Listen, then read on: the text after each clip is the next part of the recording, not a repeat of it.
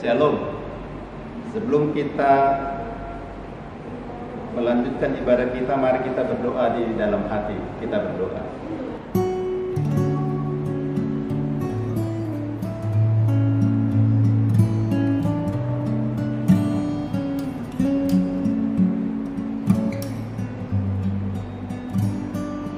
Amin.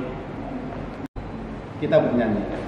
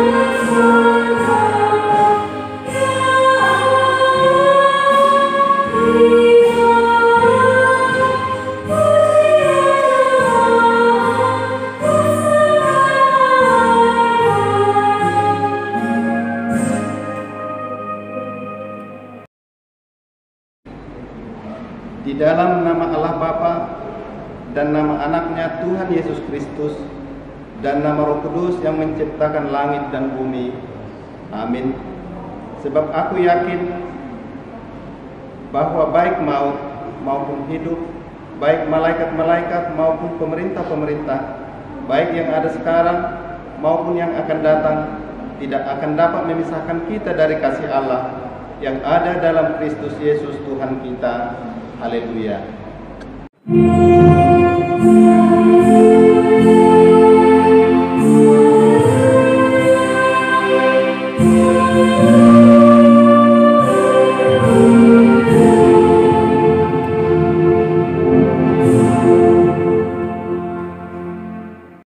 Marilah kita berdoa. Ya Tuhan Allah, Engkaulah sumber kasih dan damai. Berilah kami kasih dan damai yang dari Tuhan.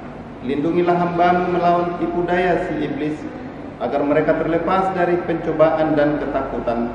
Engkaulah pengharapan dan perlindungan kami. Pimpin dan tuntunlah kami dalam perjalanan hidup kami, karena anak-Mu Yesus Kristus Tuhan kami. Amin.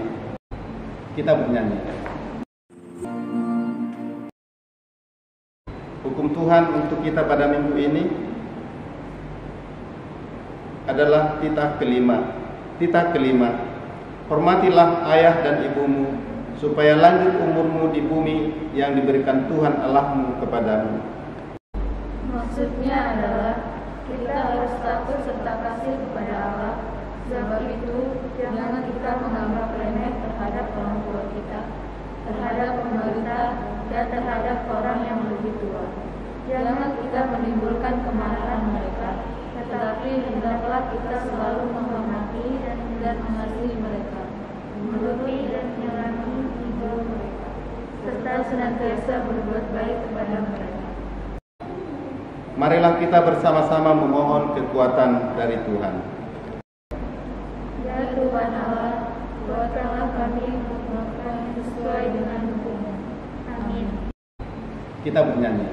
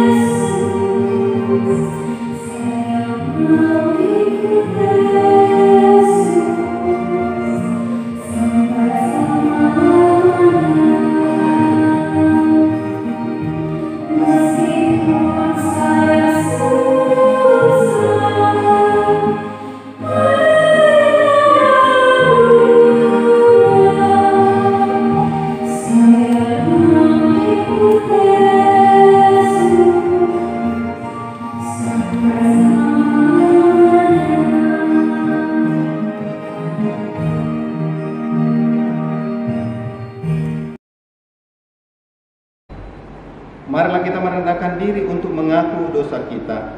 Ya Tuhan Allah Bapa kami yang di surga, Engkau maha murah, kasih-Mu kekal selama-lamanya. Kami datang ke hadapan-Mu, mengaku dan memohon ampunan segala dosa dan kesalahan kami.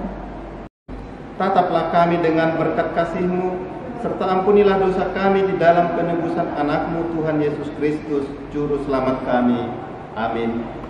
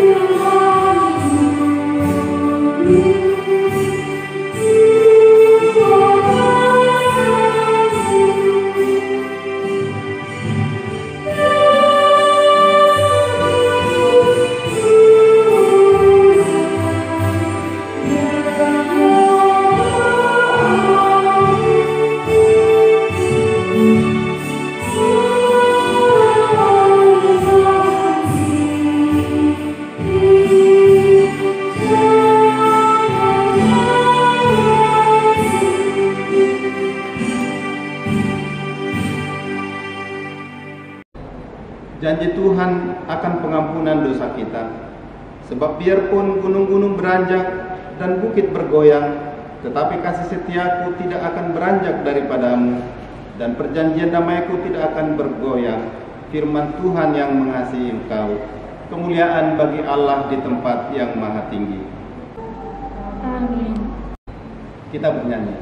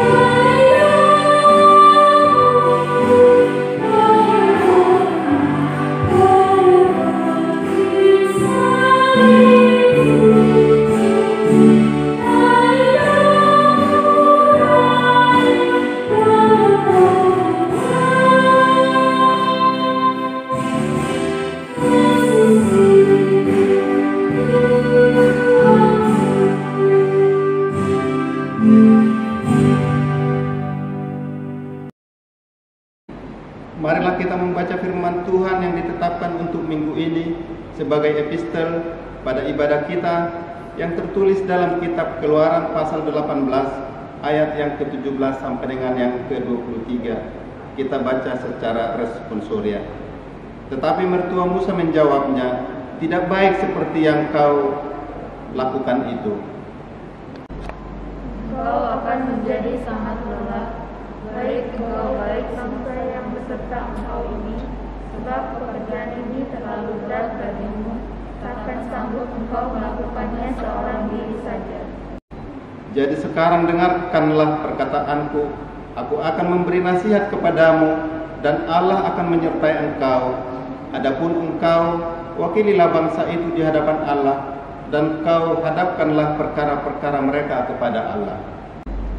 Kemudian haruslah engkau mengajarkan kepada mereka ketetapan-ketetapan dan keputusan-keputusan, dan memberitahukan kepada mereka jalan yang harus dijalani dan pekerjaan yang harus dilakukan.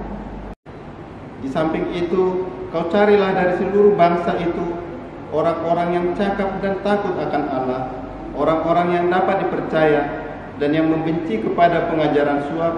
Tempatkanlah mereka di antara bangsa itu menjadi pemimpin 1000 orang, pemimpin 100 orang, pemimpin 50 orang, dan pemimpin 10 orang. Dan sewaktu-waktu mereka harus mengadili di antara bangsa, maka segala perkara yang besar haruslah dihadapkan mereka kepadamu. Tetapi segala perkara yang kecil diadili mereka sendiri.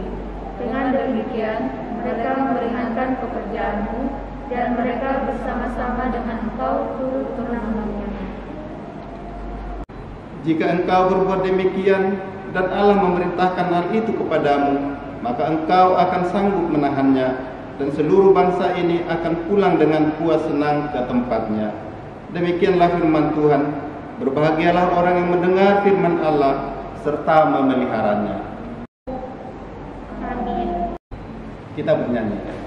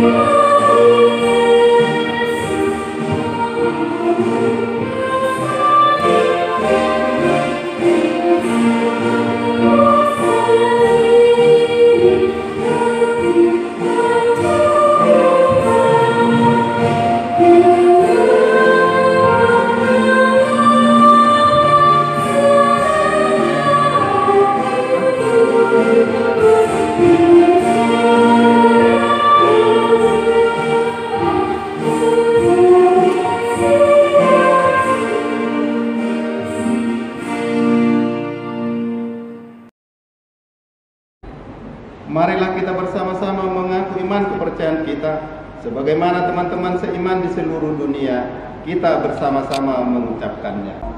Aku percaya pada Allah yang Maha Kuasa, Khalik langit dan bumi. Aku percaya kepada Yesus Kristus, Anaknya yang tunggal Tuhan kita, yang dikandung daripada Roh Kudus, lahir dari anak darah Maria, yang menderita sisa di bawah pemerintahan Pontius Pilatus, disalibkan, mati dan dikuburkan, yang turun dalam kerajaan maut, pada hari yang ketiga bangkit pula dari antara orang mati, naik ke surga, duduk di sebelah kanan Allah Bapa yang Maha Kuasa, dari sana yang akan datang kelak untuk menghakimi orang yang hidup dan mati. Aku percaya kepada Roh Kudus, dan ada kesaksian yang kudus, persekutuan orang kudus, pengampunan dosa, kebangkitan daging, dan hidup yang kekal. Amin. Kita bernyanyi.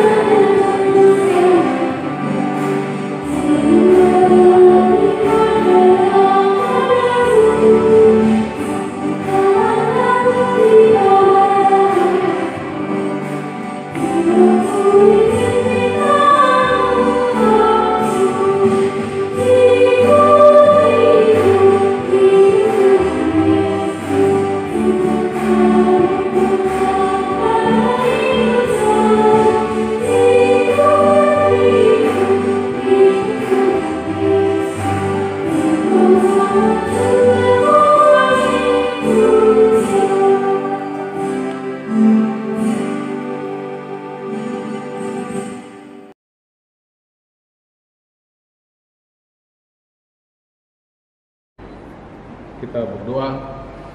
Damai sejahtera Allah yang melampaui segala akal, itulah yang menerangi hati dan pikiran Bapak Ibu saudara-saudara di dalam Yesus Kristus Tuhan kita. Amin.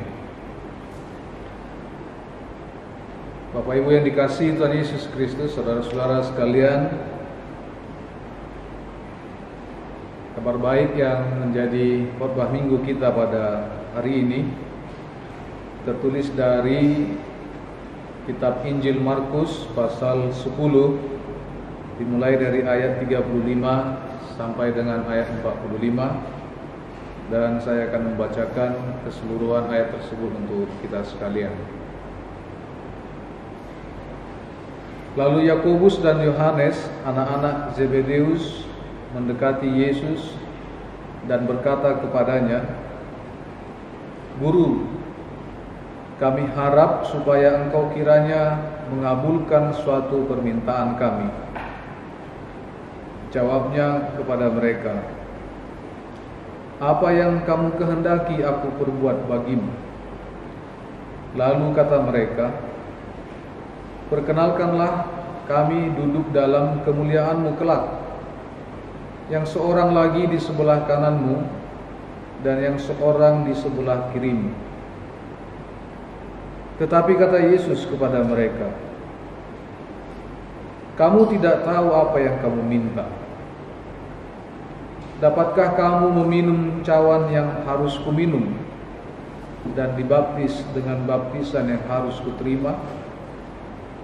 Jawab mereka, "Kami dapat." Yesus berkata kepada mereka, "Memang kamu akan meminum cawan yang harus kuminum dan akan dibaptis dengan baptisan yang harus kuterima. Tetapi hal duduk di sebelah kananku atau di sebelah kiriku, aku tidak berhak memberikannya. Itu akan diberikan kepada orang-orang bagi siapa itu telah disediakan." Mendengar itu, ke-10 murid yang lain menjadi marah kepada Yakobus dan Yohanes. Tetapi Yesus memanggil mereka lalu berkata, "Kamu tahu bahwa mereka yang disebut pemerintah bangsa-bangsa memerintah rakyatnya dengan tangan besi, dan pembesar-pembesarnya menjalankan kuasanya dengan keras atas mereka.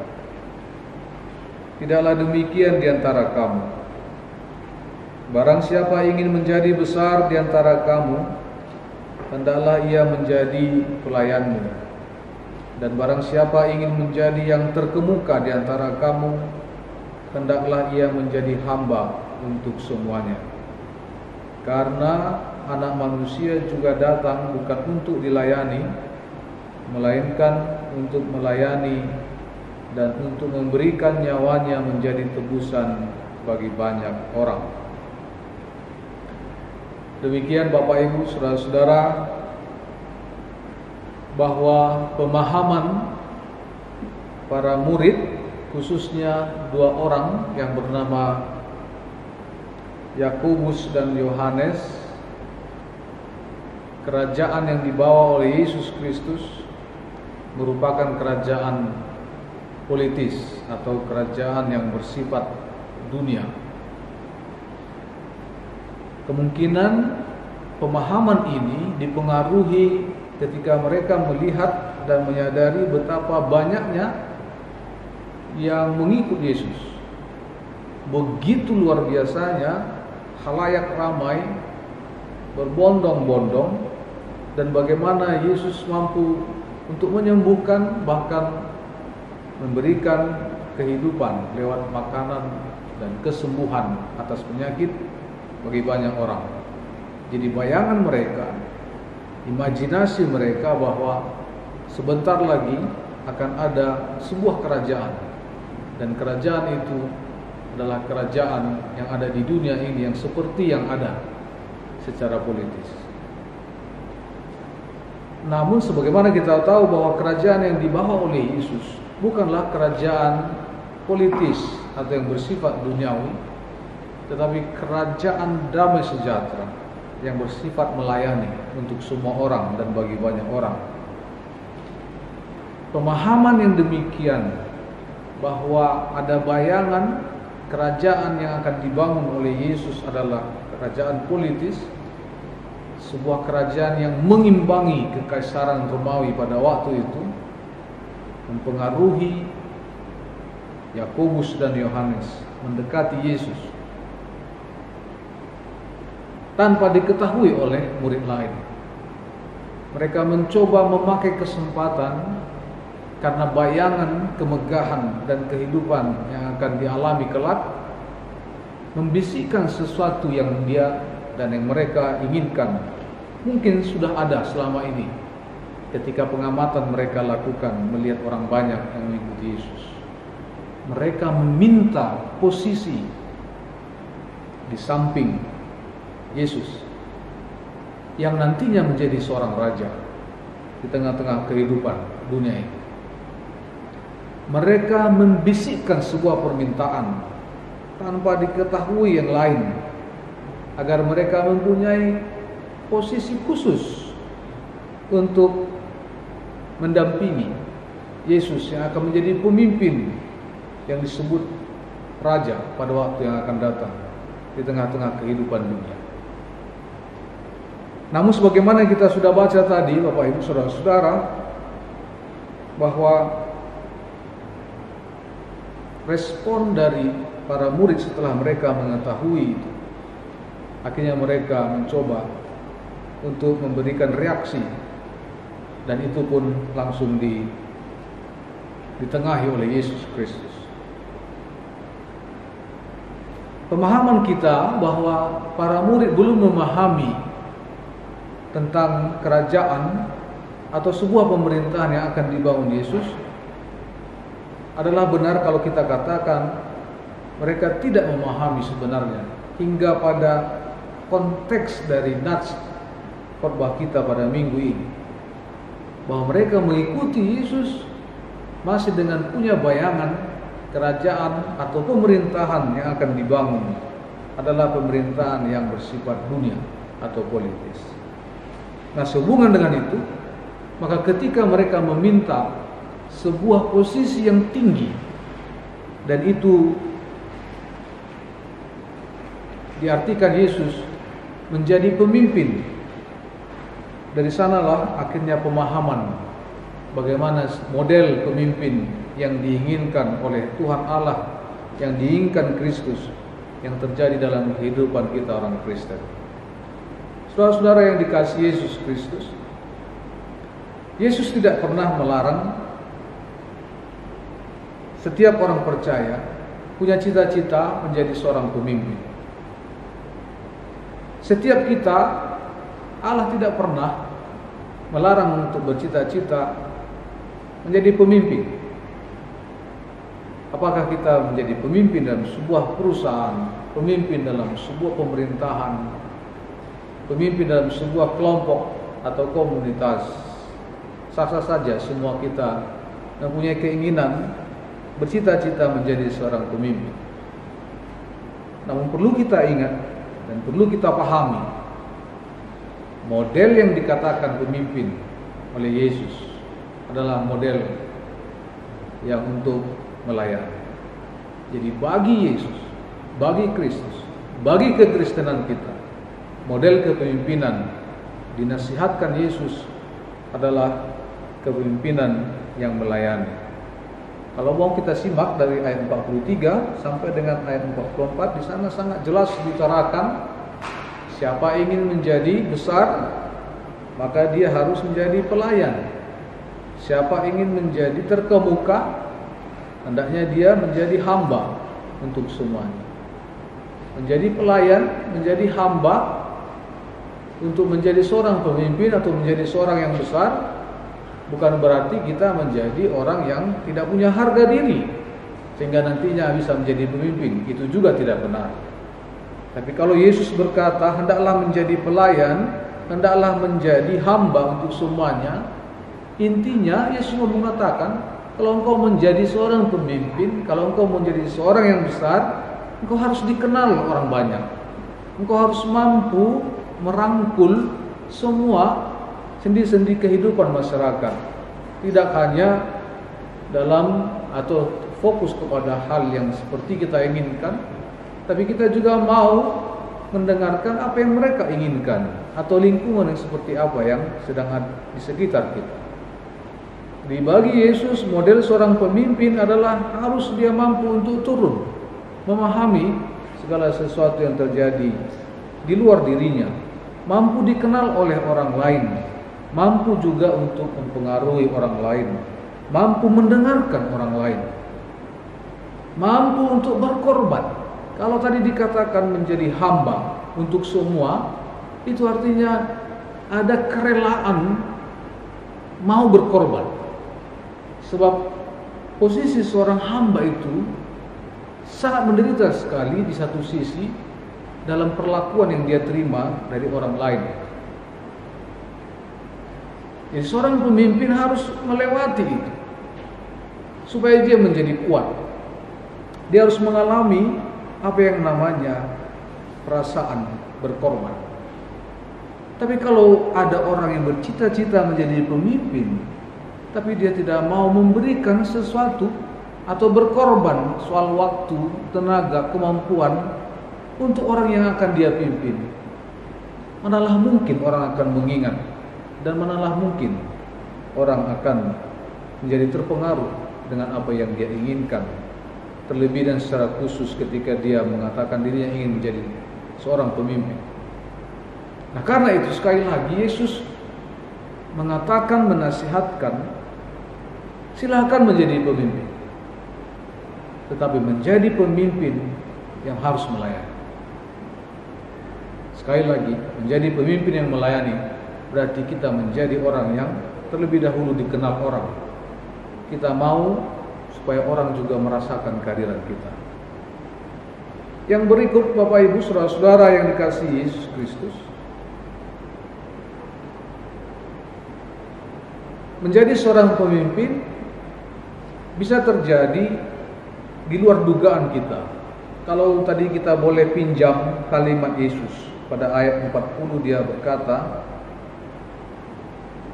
itu akan diberikan kepada orang-orang bagi siapa itu telah disediakan. Artinya bagi siapa posisi kepemimpinan itu telah disediakan. Minimal ada 3 bagaimana seseorang terproses menjadi seorang pemimpin.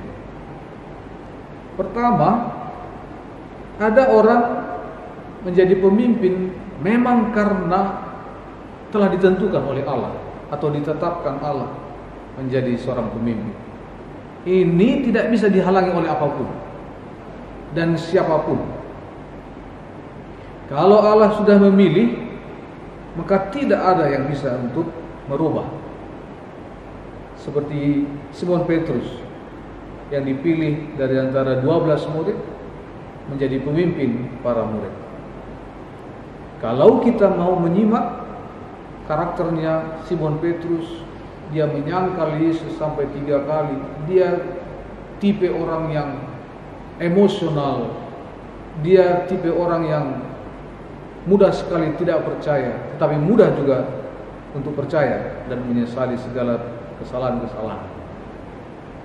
Kalau dari segi logika, orang banyak pasti akan bertanya, bagaimana mungkin dia menjadi seorang pemimpin?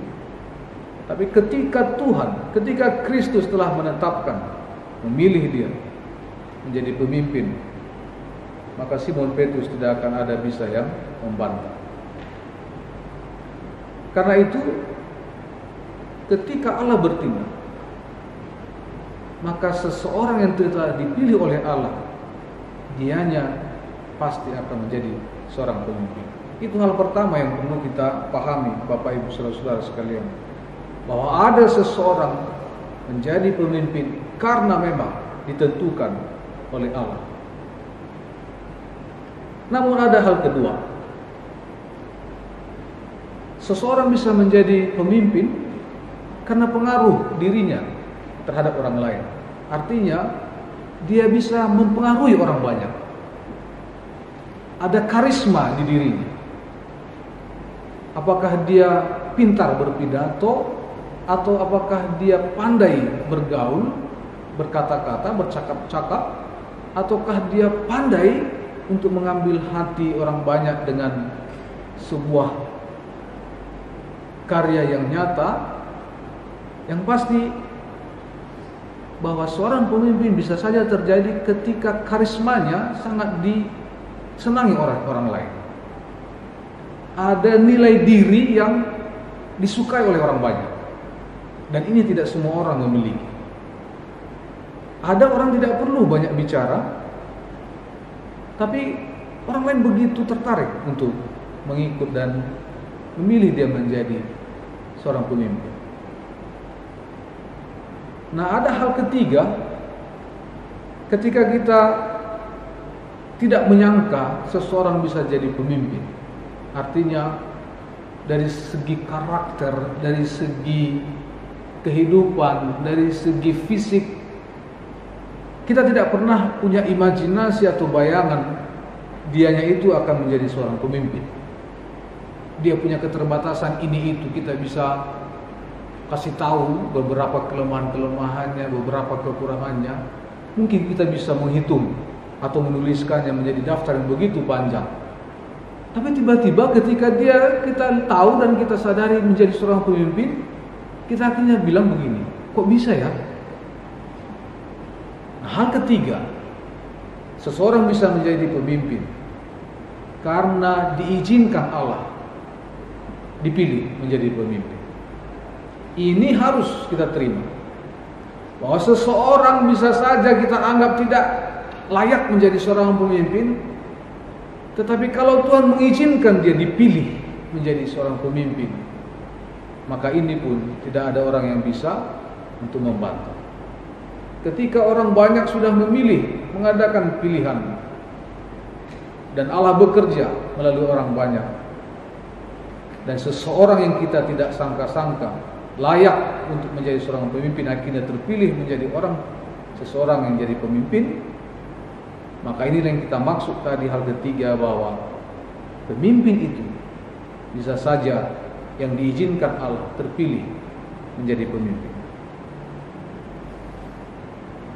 Apa yang mau kita pelajari kalau begitu, Bapak Ibu Saudara-saudara?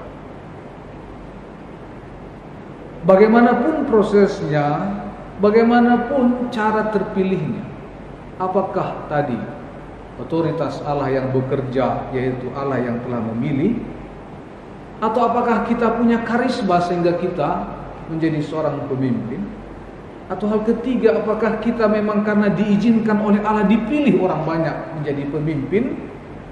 Panggilan pada hari Minggu ini, ketika engkau sudah menjadi pemimpin, maka kerjakanlah kepemimpinanmu, yaitu menjadi pemimpin yang melayani, bukan menjadi pemimpin yang otoriter, bukan menjadi pemimpin yang selalu harus didengar, tidak mau mendengar, menjadi pemimpin yang harus melayani, yang bisa menyentuh tidak hanya orang yang mempunyai pemahaman seperti diri kita sendiri sebagai pemimpin, tetapi juga mau memahami sebagaimana yang dimiliki oleh orang-orang yang kita pimpin. Jadilah pemimpin yang rendah hati, jadilah pemimpin yang mau dipimpin oleh Allah. Sebab bagaimanapun bentuk kepemimpinan yang kita terima, dan bagaimanapun cara kepemimpinan sampai kepada kita, semuanya atas pengetahuan Allah. Selamat menjadi pemimpin yang baik, Bapak Ibu Saudara-saudara.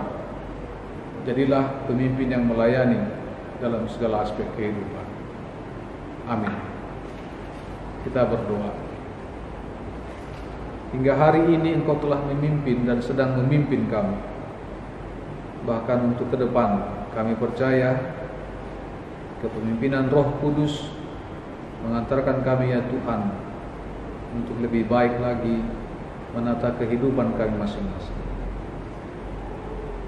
Engkau telah memimpin kami lewat bimbingan Yesus Kristus dalam firman-Nya. Terima kasih ya Tuhan.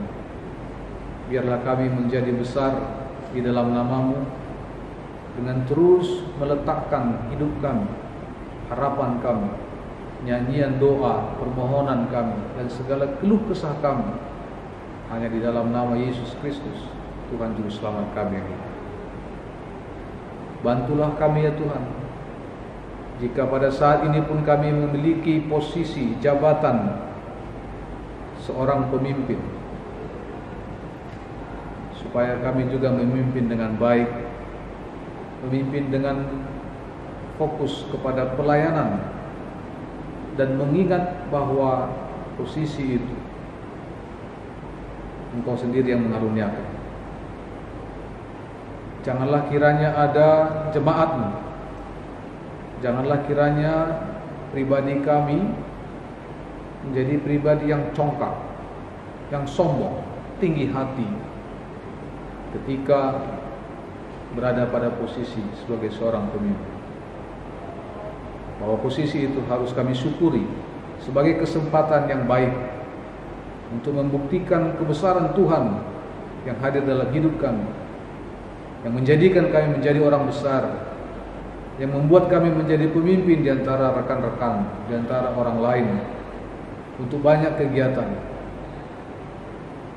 Menjadi kesempatan yang berharga untuk membuktikan bahwa Engkau memberkati kami, sehingga jabatan itu, kerjaan itu, ya Allah, menjadi kemuliaan bagi nama-Mu saja. Karena itu kami percaya 1 minggu ke depan ini Engkau tetap mendidik kami, Engkau tetap memberikan pencerahan, supaya setiap kami ketika berkeinginan menjadi lebih besar dan lebih baik, kami harus mampu untuk melayani dan memiliki hati yang selalu memuji Tuhan, kerendahan hati, hidup bersama satu sepikir dengan orang lain, menjadi modal utama kami untuk semakin Engkau angkat menjadi lebih hebat di tengah-tengah kehidupan orang banyak. Dalam nama Yesus Kristus, Engkau kiranya mengabulkan doa kami. Amin.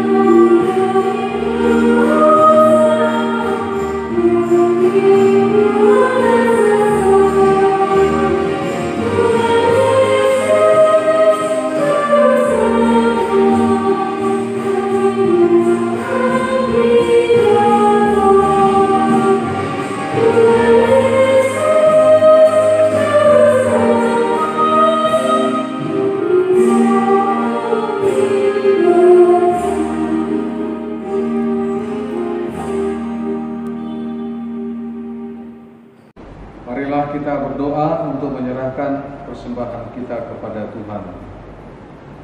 Ya Allah Bapa kami yang di sorga, kami mengaku bahwa Tuhan adalah sumber dari segala karunia yang melimpah dalam kehidupan kami masing-masing. Sebagian daripada karunia itu kami serahkan kembali sebagai persembahan kepada Tuhan. Terimalah dan berkatilah persembahan umat-Mu ini, agar dapat kami pergunakan untuk pekerjaan dan pelayanan kerajaan Tuhan di dunia ini. Bukalah hati kami untuk mengenal betapa banyak berkat dan karunia yang kami peroleh dari Tuhan, supaya kami senantiasa bersyukur kepadamu di dalam nama Yesus Kristus Tuhan kami. Amin.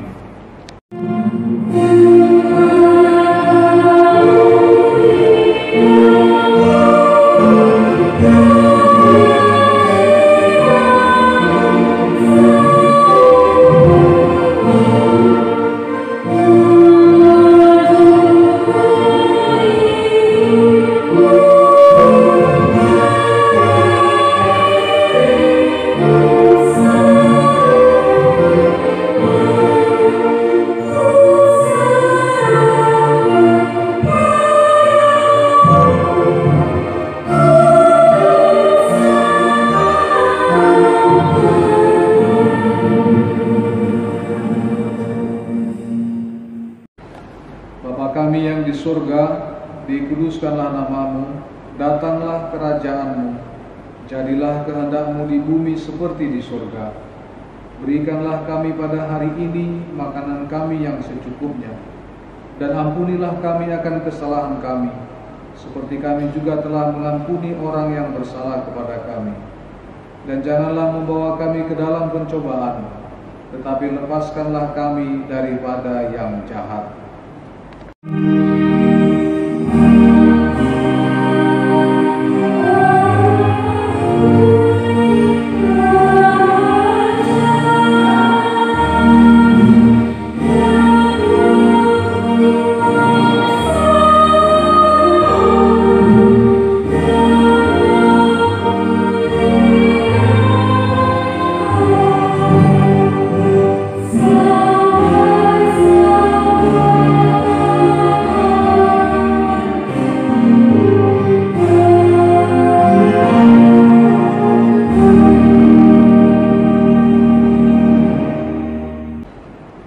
Terimalah berkat Tuhan. Tuhan memberkati engkau dan melindungi engkau. Tuhan menyinari engkau dengan wajah-Nya dan memberi engkau kasih karunia. Tuhan menghadapkan wajah-Nya kepadamu dan memberi engkau damai sejahtera. Amin.